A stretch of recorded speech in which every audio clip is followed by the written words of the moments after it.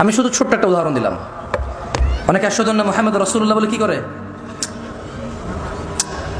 এরকম করে। আমি দেখেছি আল্লাহু আ'লাম, মানে সুন্নাতে মুহাম্মদ রাসূলুল্লাহ সাল্লাল্লাহু আলাইহি ওয়াসাল্লাম ওয়াহী ভিত্তিক এই নিয়ে কোনো তথ্য আছে কিনা।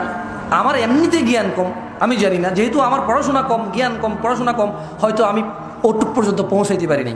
যদি আপনাদের কারো কাছে কোনো তথ্য থাকে এই বিষয়ে, সুন্নাহ অনুযায়ী, কি অনুযায়ী, সহিহ সুন্নাহ অনুযায়ী যদি থাকে বলিয়েন, আমরা করবো ইনশাআল্লাহ।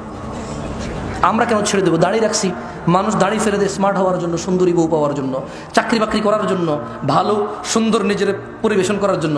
আমরা ওই জিনিস স্যাক্রিফাইস করে দিছি, দাড়ি রেখে দিছি সুন্নাহকে ফলো করার জন্য।